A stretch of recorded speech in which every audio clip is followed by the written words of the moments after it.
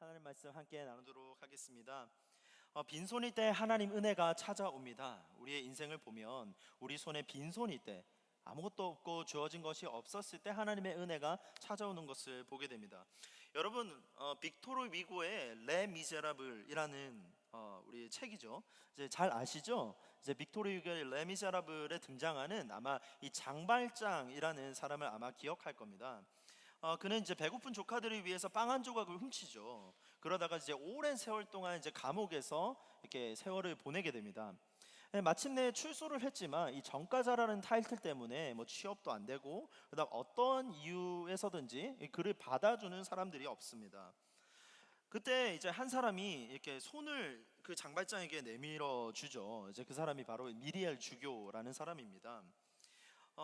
이 주교는 장발장을요 이제 범죄자로만 보지 않고 그래 한 사람으로 받아줍니다. 그의 전과가 어땠든 그 과거가 어떻든 간에 이 사람의 한 인격체로 이제 받아주는 그런 모습을 보여주죠. 따뜻한 음식을 먹이고 잠자리도 제공을 합니다. 이제 그러나 이 장발장은 우리가 잘 알듯이 밤중에 이 은식기를 훔쳐서 달아납니다. 그러다가 얼마 지나지 않아서 경찰한테 붙잡히죠. 이 주교 앞에 다시 서게 됩니다. 그 순간 이제 주교가 이 장발장에게 이렇게 말하죠. 근데 이제 그 주교는 장발장을 정죄하지 않아요. 은식기는 자신이 내어준 것이다라고 이렇게 설명을 합니다. 그리고 은촛대까지 왜 가져가지 않았느냐라고 설명을 덧붙여요. 은식기도 내줬고 내가 은촛대도 내어줬다라고 합니다. 이 경찰이 떠난 후에 이 주교는 이제 장발장에게 다시 물어보죠. 다시는 이러한 죄를 짓지 마세요. 주교는 이 장발자를 정죄하지 않았어요. 정죄하지 않음과 동시에 이 죄를 정당화하지도 않았습니다. 이게 되게 중요합니다. 정죄하지 않는 것이 중요하고요. 그리고 그 죄가 있음으로 인해서 죄를 묻혀두지 않습니다. 하지만 죄를 정당화시키지도 않습니다. 다시는 이 죄를 짓지 말라고 말을 합니다. 이 장발장은요 이제 그 집에서 음식만 얻은 것이 아니에요. 이 한 사람을 통해서 용서를 얻었고요.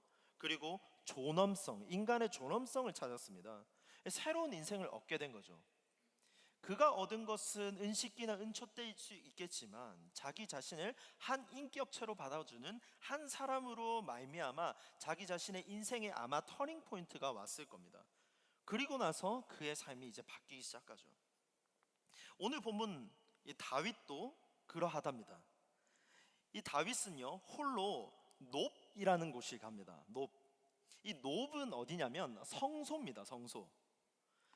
우리는 흔히 우리가 성소라고 했을 때 거룩한 곳, 그리고 예배를 드리는 곳, 그리고 우리의 온 매무새를 반듯하게 하고 하나님께 드리는 성소라는 이미지로 생각을 많이 합니다. 그러나 이 성소라는 것은요 긴급한 상황에 놓인 사람들에게는 도움을 주는 곳이기도 합니다. 그래서 굶주린 사람들에게 떡을 주기도 하고요. 그리고 쫓기는 사람들이 다시 살아갈 수 있도록 힘을 얻는 곳이 바로 이 성소라는 곳입니다. 다윗은 지금 놉이라는 성소에 와서 지금 난리법석을 떨고 있는 겁니다. 왜냐하면 지금 노에 오기까지 사울의 눈총을 피해서 빈손으로 달아나서 이 성소에 지금 이르렀거든요. 여기서 우리가 한 가지 짚고 넘어가야 될 것이 있습니다. 우리가 다윗 이야기에서 보여주는 것은요 다윗이 어떤 따라야 할 모범이나, 그리고 여기 이 스토리가 우리가 따라야 할 모범이나 어떤 것에 대한 모범을 제시하는 그러한 목적이 담긴 것은 아니라는 겁니다. 다윗은요 살기 위해서 거짓말을 해요. 이것이 모범이 될 수는 없습니다. 근데 성경은 있는 그대로 낱낱이 지금 보여주고 있습니다. 그의 잘못된 판단으로 인해서 수많은 사람들이 피해를 입거든요. 사무엘상 22장 넘어가고 계속 넘어가다 보면 다윗의 잘못으로 인해서 많은 사람들이 피해를 봅니다. 그래서 성경은 이 다윗의 이러한 모습이 절대적인 모범이다라고 얘기하지는 않습니다. 하지만 다윗이 하나님 앞에서 어떤 모습으로 나아갔으며 우리는 다윗의 이러한 신앙의 태도에서 어떤 점을 배울 수 있는지를 살펴보는 거죠. 노베는요 사울의 신하 도액이 있었습니다. 우리가 방금 읽은 본문 말씀에 보면 도액이라는 사람이 등장합니다. 이 도액은 이 일을 사울에게 다 보고를 합니다. 숨어 있다가 다윗이 했던 아히멜렉이라는 제사장과의 있었던 대화들을 살펴보다가 이 모든 것들을 이제 사울에게 나중에 보고를 하게 되거든요. 이후에 이 사울은 아히멜렉이라는 제사장을 반역자로 몰아서 죽입니다. 도액은 직접 이제 제사장들과 성읍들을 학살하기 시작하거든요. 이게 사무엘상에서 나오는 스토리입니다. 오늘 이야기가 주는 역설의 메시지들이 있어요. 골리앗을 죽인 영웅이 누구예요? 다윗이잖아요. 골리앗을 죽인 영웅 이 다윗이 이제는 노베 와서 빈손으로 아히멜렉에게 떡을 구걸하고 있습니다. 손에 아무것도 든 게 없는 거예요. 최고의 칭송을 받았고 사람들에게 박수를 받았고, 사울은 천천히고 다윗은 만만이라라는 칭송을 들었던 자가 사울에게 쫓겨나서 노베에 이르렀을 때 다윗의 위치는요, 구걸하는 한 사람밖에 안 됩니다. 떡을 구걸하고 있어요. 군대를 지휘하던 사람이 홀로 이제 도망치게 됩니다. 살기 위해서 이 다윗은 어떻게 하냐면요, 거짓말까지 일삼습니다. 우리가 알던 다윗의 모습이랑 좀 다르잖아요. 아히멜렉은요, 다윗을 내쫓지 않아요. 받아줍니다. 하나님도 이 다윗의 연약함과 부족함을 다 아세요. 그리고 하나님도 이 다윗을 받아주십니다. 노베에 이르렀을 때 다윗은 쫓겨나지 않고요, 아히멜렉이라는 제사장을 통해서 받아들여짐, 용납함을 경험하고 있습니다. 그래서 하나님은 지금 다윗을 받아주고 있어요. 오늘 말씀을 통해서 우리가 함께 살펴볼 것은 빈손으로 노베에 이르렀을 때 다윗이 어떻게 하나님의 은혜를 받았는지, 이 세 가지 교훈을 함께 살펴보려고 합니다. 첫째, 우리 같이 읽겠습니다. 시작. 혼자 버티지 말고 도움을 구하십시오. 다윗이 구한 것은요, 혼자 버티지 않고 도움을 구해야 합니다. 사람은 보통 이제 두려움에 빠지면 다양한 반응들이 있어요. 다윗은 지금 어려움을 겪고 있습니다. 다윗이 겪는 그 어려움이 그를 굉장히 두렵게 합니다. 믿음의 사람이었던 이 다윗이 지금 어떻게 반응하는지 성경을 통해서 한번 볼게요. 첫째로 이런 반응이 있어요. 두려움에 빠진 사람은 종종 자신의 이 고립을 숨깁니다. 다윗은 지금 두려움에 빠져 있습니다. 사울에게 피했고요, 이제 도망와서 노비라는 곳에 이르렀는데 고립을 숨기는 모습을 보는데, 성경 말씀 보겠습니다. 사무엘상 21장 1절에서 2절 말씀이거든요. 이거 한번 읽어보겠습니다. 다윗이 노베 가서 제사장 아히멜렉에게 이르니 아히멜렉이 떨며 다윗을 영접하여 그에게 이르되 어찌하여 네가 홀로 있고 함께하는 자가 아무도 없느냐 하니, 지금 아히멜렉이 다윗에게 물은 거예요. 너가 지금 홀로 있느냐라고 물은 거죠. 왜냐하면 지금 다윗에 대한 소문들은 들었잖아요. 이 사람이 골리앗을 물리쳤고 사람들에게 칭송을 받았던 자인데 왜 지금 홀로 있냐라고 지금 의문을 갖고 물어봅니다. 계속 이어보겠습니다. 다윗이 제사장 아히멜렉에게 이르되, 이제 답변을 하죠. 왕이 내게 이를 명령하고 이르시기를 내가 너를 보내는 것 같이 내게 명령한 일은 아무것도 사람에게 알리지 마라 하시기로 내가 나의 소년들을 이러이러한 곳으로 오라고 말하였나이다 라고 합니다. 지금 다윗이 거짓말하는 거거든요. 자기는 혼자 왔는데 아히멜렉이 탁 찍어서 얘기하니까 나는 지금 왕의 명령을 받고 온 사람들이고 내 뒤에는 소년들이 지금 많이 있습니다. 이러이러한 곳으로 왔다라고 말하고 있습니다. 지금 자꾸 변명하고 있는 겁니다. 이 두려움에 빠지다 보니까 자신이 지금 홀로 있는 것이 두려운 거예요. 그것을 이제 자꾸 숨깁니다. 다윗은 실제로 지금 홀로 있거든요. 그러나 자신이 홀로 있음을 인정하지는 못합니다. 왜냐하면 지금 두렵기 때문이에요. 지금 살아야 되거든요. 부하들이 자신을 따로 기다리고 있다라고 변명하고 이렇게 이야기를 만들어내고 있습니다. 이처럼 두려움에 빠진 사람의 첫 번째 반응은 종종 자기 자신의 홀로 있음을 숨깁니다. 나는 힘이 있습니다. 나에게도 백이 있습니다. 나 지금 가진 건 많이 있습니다 라고 이제 얘기를 하기 시작하죠. 그런데 그의 잘못된 판단으로 인해서 수많은 사람들이 피해를 봐요. 이게 이제 그 다음 내용이 나오거든요. 두 번째 보겠습니다. 어떤 특징이 있냐면 두려움에 빠진 사람은 거짓말을 합니다. 다윗이 지금 거짓말하잖아요. 지금 두려운 겁니다. 거짓말을 하기 시작해요. 이 거짓말하는 사람의 특징은 대개 이렇습니다. 사무엘상 21장 1절 다시 한번 볼게요. 왕이 내게 일을 명령하고, 왕이 명령했답니다. 왜냐면 자기가 온 거잖아요. 근데 사울 왕이 명령했다라고 거짓말하기 시작합니다. 내가 너를 보내는 것과 같이 내게 명령한 일은 아무것도 사람에게 알리지 마라 하시기로 라고 하면서 지금 다윗이 변명하고 있습니다.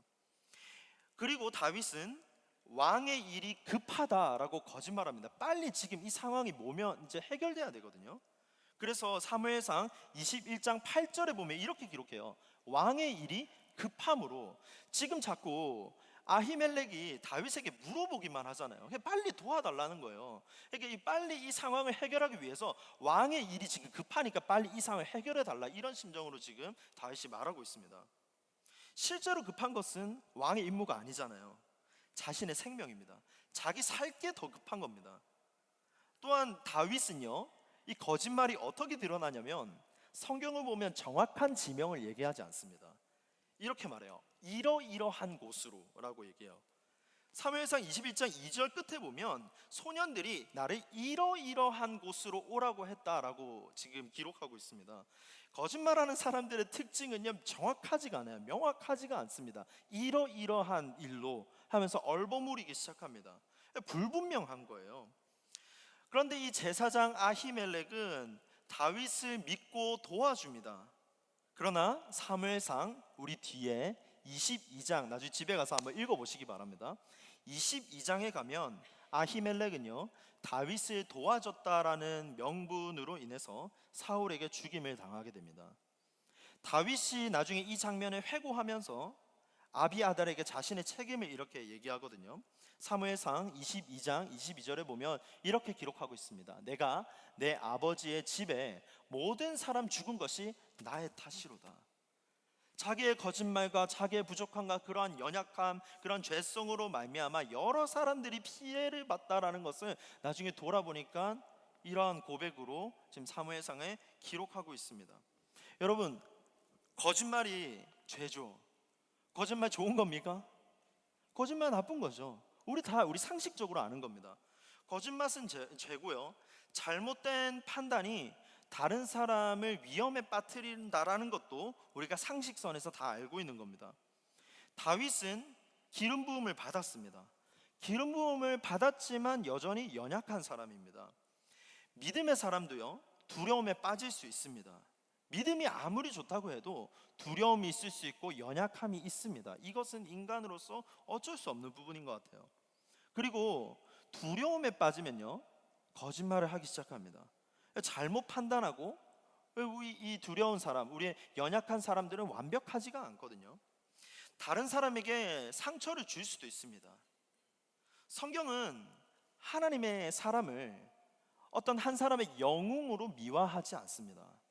성경의 특징은요, 그 사람을 존귀케 하고 그 사람의 하나님과의 친밀한 가운데서 하나님께서 높여주시는 것이지, 이 사람의 어떤 영웅담을 통해서 미화시키는 것이 성경이 아닙니다. 성경은 하나님을 드러내는 거거든요. 연약한 사람을 통해서, 약한 사람을 통해서, 죄인인 사람을 통해서, 부족한 사람을 통해서 하나님을 드러내는 것이 성경의 스토리입니다. 하나님의 선택은 불완전한 사람을 끝까지 빚어가시겠다, 이것이 하나님의 스토리입니다. 불완전한 사람을 내버려 두고요, 죄인인 사람을 정죄하겠다는 것이 성경의 스토리가 아니라, 여전히 부족하고 여전히 연약한 가운데 있지만 하나님께서는 선택하셔서 이 사람을 하나님의 사람으로 빚어가시겠다라는 것이 성경의 이야기입니다. 지금 하나님은 다윗을 빚어가시는 거거든요. 다윗의 연약함에도 불구하고 이 말씀에 보면 떡과 칼을 제공합니다. 이것이 하나님의 은혜입니다. 여러분, 하나님이 연약한 다윗을 보호하셨거든요. 하나님의 섭리라는 이 스토리 가운데서는 다윗을 보호하십니다. 이 불완전한 우리의 삶을 보호하신다라는 메시지입니다. 다윗을 보호하셨다라는 것이 다윗의 거짓말을 옳게 만들었다라는 것은 아닙니다. 이 점을 우리가 잊어서는 안 돼요. 다윗의 연약함이 있어요.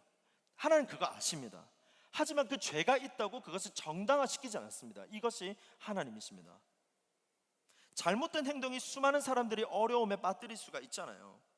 결국 다윗은 자신의 잘못된 행동을 책임져야 되거든요. 다윗이 나중에 가면 이 밧세바를 병하잖아요. 우리아를 죽입니다. 밧세바를 자기가 범해놓고 자기의 최고 장수인 우리아를 몰아내서 죽이게 됩니다. 죄가 죄를 낳는 거죠. 자신의 죄를 덮고자 우리아를 죽이고 죄가 죄를 낳고 결국 나단 선지자의 예언처럼 밧세바와 다윗 사이에 낳은 아이가 죽게 됩니다. 죄의 결과값이 있습니다. 성경은요, 죄에 대해서 그대로 묻혀두지는 않습니다. 성경 그대로가 다윗의 모든 것들의 실상을 다 지금 기록하고 있습니다. 여러분, 두려움이라는 것은요, 우리를 홀로 있게 만들죠. 이 두려움은요, 죄를 짓게도 만듭니다. 혼자 있으면, 은밀한 곳에 있으면, 숨어 있으면, 자신을 감추게 되면 자꾸 죄를 짓게 됩니다. 그러나 하나님은요, 은혜를 베푸시는 분이십니다.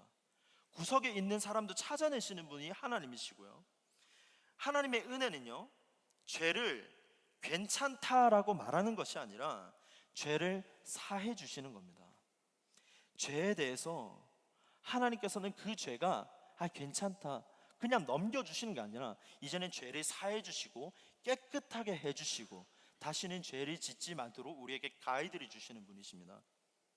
그분은 우리의 거짓된 모습, 연약한 모습에도 불구하고 실제로 우리의 고통을 돌보시는 분이시거든요.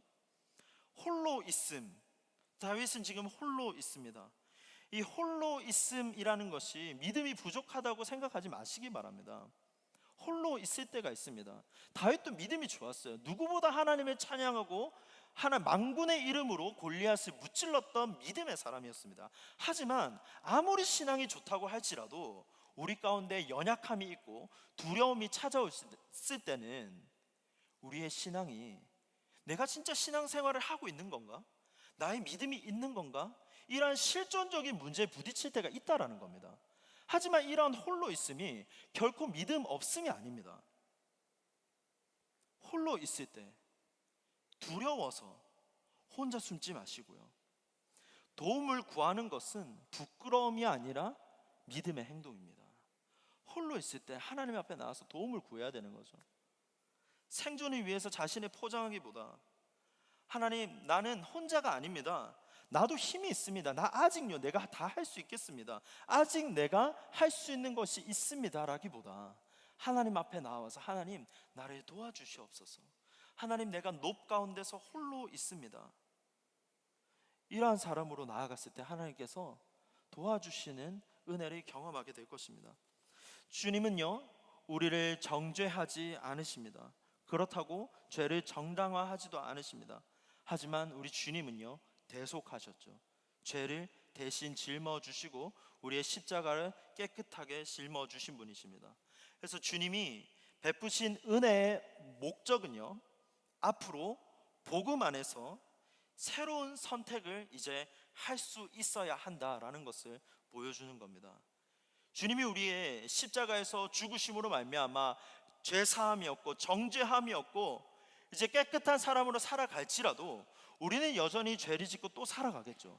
그러나 그 죄 속에서 반복해서 똑같은 죄를 살아가라는 것이 아니라 하나님께서 우리에게 당부하시는 것은 예수 그리스도의 십자가의 죽으심의 그 값이 반복된 죄를 지으면서 사는 것이 아니라 이제는 복음 안에서 바른 생각으로, 이제는 복음 안에서 돌이켜서 하나님의 생각과 하나님의 방향과 하나님의 가치관으로 살아가기를 원하시는 것이 주님의 마음이라는 겁니다. 어려움이 있습니까? 여러분, 혹시 어려움이 있으십니까? 그럴 때 주님께 도움심을 구하기 바랍니다. 저와 여러분이 어려움 가운데, 혹시 홀로 있을 때, 나의 연약한 가운데 있을 때 노베 가서 주님께서 불러주신 홀로 있음의 그 자리 가운데서 주님을 찾으시기 바랍니다. 그럴 때 우리의 나의 빈손을 채우시는 하나님을 경험하게 될 것입니다. 둘째로 우리 같이 읽겠습니다. 두 번째, 시작. 떡과 말씀으로 영혼을 채우시기 바랍니다. 떡과 말씀으로 영혼을 채워야 됩니다. 사람은 두 가지가 중요하죠. 떡이 중요합니다. 먹는 것 진짜 중요합니다. 먹어야지 살 수가 있습니다. 아무것도 안 먹고 금식하면서 성경만 보고 기도하면 죽습니다. 먹어야 됩니다. 동시에 말씀을 먹어야지 우리의 영혼이 삽니다. 사람은 굶주릴 때 보통 생존의 두려움을 느끼거든요. 굶주린 다윗이에요. 지금 굶주린 다윗은 제사장 아히멜렉에게 가서 음식을 구합니다. 살아야 되거든요. 사무엘상 21장 3절 말씀입니다. 이제 당신의 수중에 무엇이 있나이까? 떡 5덩이나 무엇이나 있는 대로 내 손에 주소서 하니라고 합니다. 다윗은 지금 원하는 음식을 구하지 않아요. 지금 저기서 양을 잡아와 주시고 소를 잡아와 주시고 이런 얘기 하지 않아요. 당신의 수중에 무엇이 있습니까? 있는 대로 나에게 주시옵소서 라고 지금 구하고 있습니다. 지금 다윗의 입장에서는요, 지금 뭐 골리앗 무너뜨리고 뭐 이기고 이게 중요한 게 아니에요. 지금 찬밥 떡밥 가릴 때가 아니거든요. 무엇이다 있는 대로 내 손에 주소서라고 합니다. 사실 이것이 이 광야 신앙에 있어서 굉장히 중요한 고백입니다. 주님, 무엇이나 있는 대로 내 손에 주소서. 하나님, 주님께서 주시는 만나와 메추라기에 감사하겠습니다. 날마다 주시는 일용할 양식에 내가 감사하겠습니다. 주님 주시면 내가 받겠습니다. 이러한 광야 신앙의 고백이 중요하다라는 겁니다. 믿음은요, 내가 원하는 것을 받아야만 만족하는 것이 아닙니다. 하나님께서 지금 오늘 주시는 것으로 받아서 쓰는 사람이 믿음의 사람입니다. 하나님은 결코 굶주린 사람을 절대 내버려 두지 않으시거든요. 하나님은 광야에서 만나와 메추라기로 먹이셨죠. 먹이시고 입히시는 분은 우리 하나님이십니다. 그런데 지금 성경을 보면 문제가 하나 생겼어요. 아히멜렉에는 일반적인 떡이 없답니다. 제사장에게만 먹도록 구별된 진설병이거든요. 이 떡만 있다라고 지금 아히멜렉이 다윗에게 말하고 있습니다. 이 레위기 24장에 따르면 진설병은 12덩이로 만들어서 이제 매 안식일마다 하나님 앞에 놓고, 그리고 이 물려낸 떡은 제사장들이 거룩한 곳에서 먹도록 규정되어 있습니다. 그러니까 레위기 말씀에서 봤을 때 이 거룩한 떡, 하나님 앞에 드린 떡은 제사장들만 먹어야 되는 떡들이 있다라고 합니다. 근데 여기서 한번 퀴즈를 내볼게요. 여러분, 거룩한 떡은 먹어도 됩니까? 안 됩니까? 거룩한 떡 먹어도 돼요? 안 돼요? 하나님께 예배 드렸습니다. 이거 먹어도 됩니까? 안 됩니까? 지금 아히멜렉은요, 다윗에게 떡을 줘요. 거룩한 떡밖에 없습니다라고 하지만 떡을 줍니다. 그러나 아히멜렉은 지금 굶주린 사람을 살려내기 위해서 이 떡을 주거든요. 나에게는 일반적인 떡이 없습니다. 거룩하게 구별된 떡만 있습니다 라고 하고 있어요. 이 아히멜렉은 절대 거룩을 무시하지 않았어요. 여기서의 이 거룩한 떡은요, 진설병인데 홀리 브레드입니다. 다윗 일행의 정결 여부를 지금 확인한 다음에 이제 떡을 주거든요. 그래서 사무엘상 21장 4절에 이렇게 기록하고 있습니다. 제사장은 다윗에게 대답하여 이르되 보통 떡은, 일반적인 떡은 내 수중에 없으나 거룩한 떡은 있나니 그 소년들이 여자를 가까이만 하지 아니하였으면 주리라 하는지라. 왜 소년들이라고 얘기해요? 지금 다윗이 내 주변에 소년들 지금 데리었다고 말하고 있잖아요. 그러니까 지금 소년들이 지금 여자를 가까이 하지만 않으면 내가 이 떡을 줄 수 있다라고 지금 아히멜렉이 말하고 있습니다. 여러분, 여자를 가까이 하지 아니하였으면 이라고 말하거든요. 이게 뭐냐면 우리가 결혼 안에서의 이 성관계나 이런 성적인 것들을 부정적으로 말하는 것이 아닙니다. 이 고대 이스라엘의 이 전쟁이나 아니면 특별한 성소 앞에서 앞두고 있었을 때 정결 의식이 굉장히 중요했거든요. 하나님께 더욱더 집중하기 위해서 여자를 더 가까이 하지 말라라는 이 규정이 있습니다. 그래서 여기서 말하는 것, 이 떡이 얼마나 중요한지를 지금 이 제사장이 알려주고 있는 거거든요. 다윗이 지금 받은 떡은요, 그냥 일반적인 남은 떡, 그냥 먹다 남은 떡, 이런 떡이 아니에요. 거룩한 떡입니다. 하지만 우리가 여기서 놓치지 말아야 될 점이 있어요. 거룩한 것, 이 거룩의 중요한 목적입니다. 거룩은요, 하나님 안에서 생명을 살리기 위한 것입니다. 제사장 아히멜렉은 지금 다윗에게 자비를 베풀어요.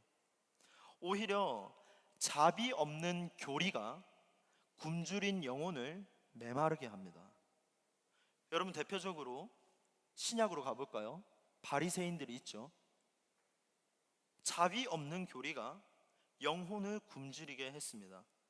누구보다 교리에 힘썼고요, 거룩에 애를 썼습니다. 그렇다고 이 사람들이 사람을 살리진 않았습니다. 오히려 가난한 자, 소외된 자를 외면하기만 했습니다. 반면에 이 아히멜렉은요, 거룩의 의미를 알면서도 다윗에게 자비를 베풉니다. 이것이 하나님이 우리에게 은혜를 베푸시는 방식입니다. 청년 여러분, 하나님은요, 공급하시는 분이십니다. 하나님은 무정한 분이 아니세요. 우리 하나님은 사람을 살리시는 분입니다.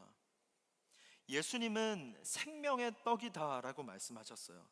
요한복음 6장 48절에 이렇게 기록하죠. 내가 곧 생명의 떡이니라 라고 했습니다. 예수님은 떡의 중요성도 아셨어요. 그리고 인간의 생존에 있어서 떡이 매우 중요하다라는 것도 아셨습니다.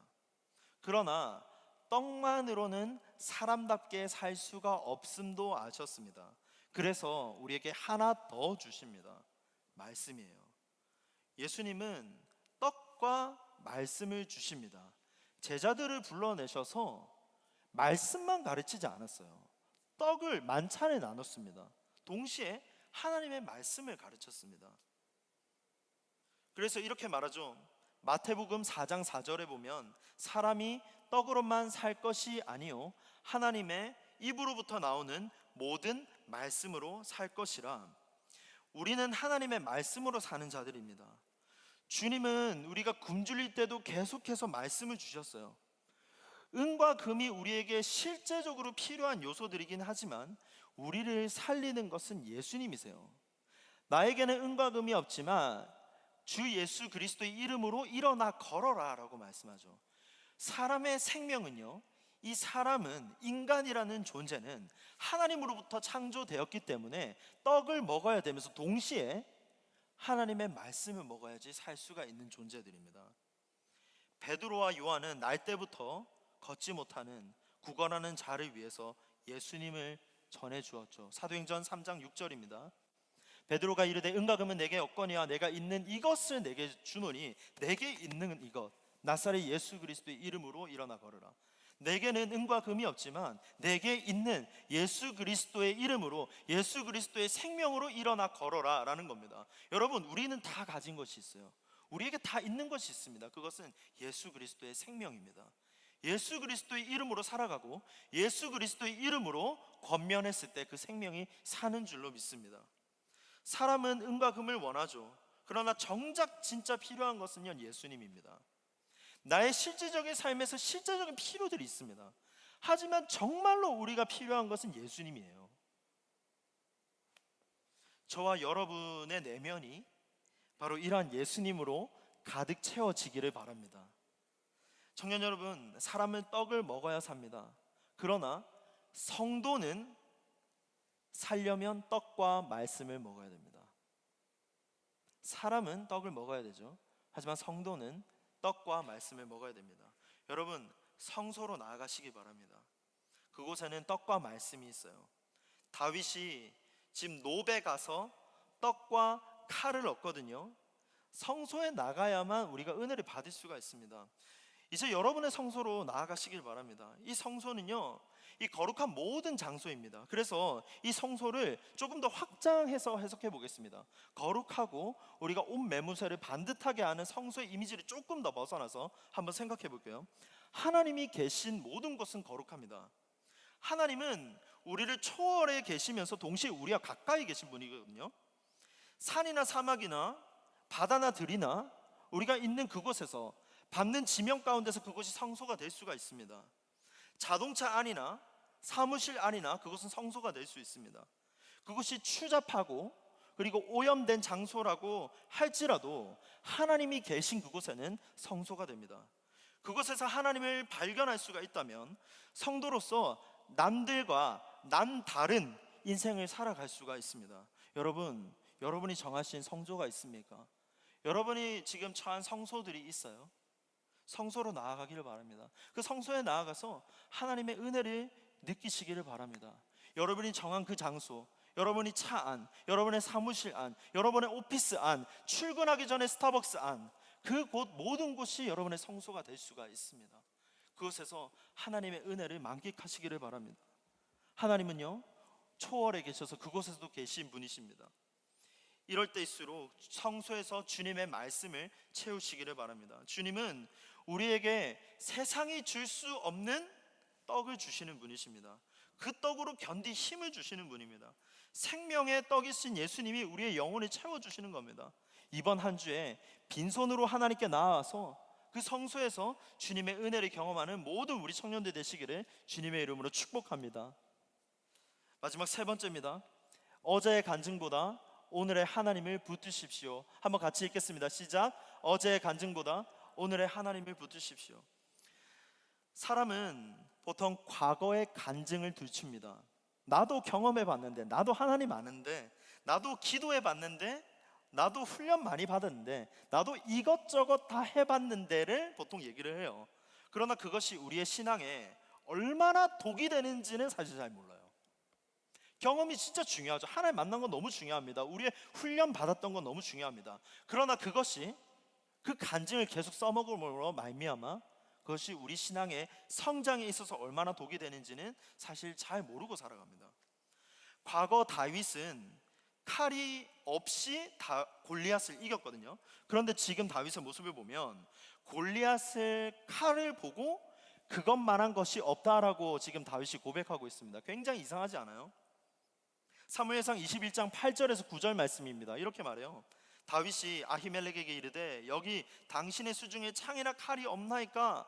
왕의 일이 급함으로 내가 칼과 무기를 가지지 못하였나이다 하니 제사장이 이르되 내가 올라골짜기에서 죽인 블레셋 사람 골리앗의 칼이 보자기에 쌓여 에봇 뒤에 있으니 네가 그것을 가지려거든 가지라. 여기는 그것밖에 다른 것이 없느니라 하는지라. 다윗이 이르되 그 같은 것이 또 없나니 내게 주소서 하더라.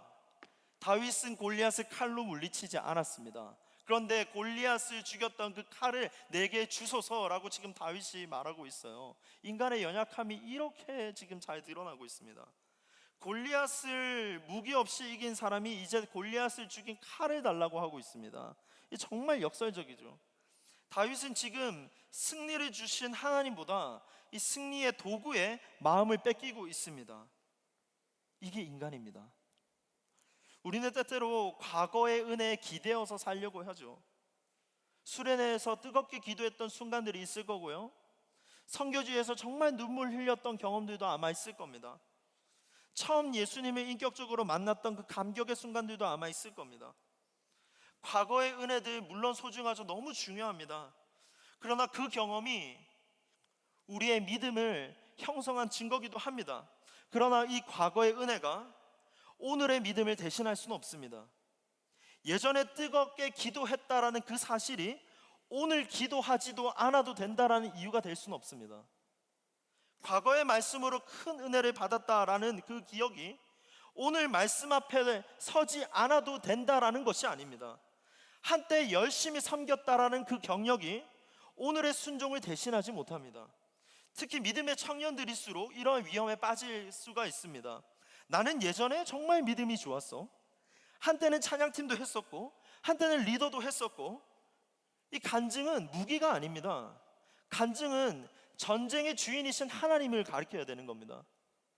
골리앗의 칼을 찾을 것이 아니라 오늘 주실 하나님의 은혜를 구해야 된다는 것을 오늘 말씀을 통해서 역설적으로 지금 보여주고 있습니다. 골리앗의 칼이 나를 살리지 못한다. 만군의 여호와의 이름이 나를 살리는 겁니다. 이것은 다윗도 경험한 바거든요. 여러분, 과거에 베풀어 주신 하나님 은혜에 감사하시길 바랍니다. 그러나 그 은혜에 도취되어서 오늘의 하나님을 놓치지 마시기 바랍니다. 어제의 만나로 오늘을 살 수가 없습니다. 어제의 은혜로만 오늘의 영혼을 채울 수가 없습니다. 하나님은 오늘도 새로운 은혜를 주십니다. 오늘 하나님의 은혜를 붙드시기 바라요.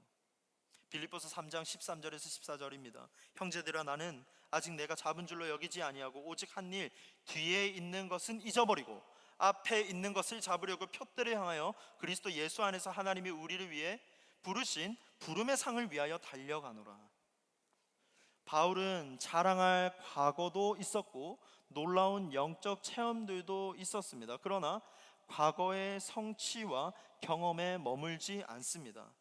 과거에 하나님을 잘 믿었다라는 기억보다 중요한 것은 오늘도 그리스도를 향해서 달려가는 겁니다. 마태복음 6장 11절 말합니다. 오늘 우리에게 일용할 양식을 주시옵고. 오늘 우리에게 일용할 양식.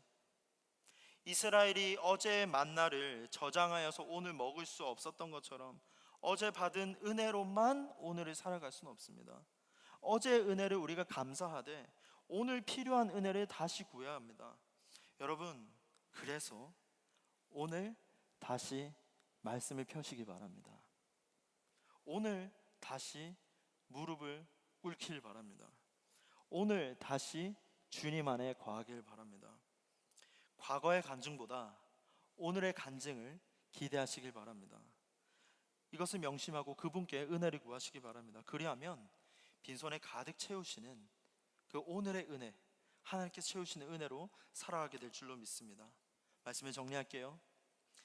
약한 모습 그대로 나아가 하나님의 은혜를 경험하시기 바랍니다. 사랑하는 청년 여러분, 여러분의 손에, 저와 여러분의 손에 아무것도 없을 수가 있어요. 그러나 빈손이라고 해서 우리가 버림받은 것은 아닙니다. 하나님은 도망자도 먹이시고요, 우리를 입히시는 분이십니다. 그러므로 거짓된 이야기로 자신을 지키려고 하지 말고 혼자 숨지도 말고 하나님께 나아가시기 바랍니다. 주님의 성소로 나아가기를 바랍니다. 하나님, 있는 모습 그대로 주님께 나아갑니다. 다윗의 칼이 아닌 하나님의 말씀의 칼을 주시옵소서. 그것으로 내가 살아가기를 원합니다. 하나님은 저와 여러분의 삶에 필요한 떡을 주시는 것뿐만 아니라 저와 여러분을 성도로 빚어내어서 주님의 면류관으로 살아가게 하실 것을 믿습니다. 기도하겠습니다.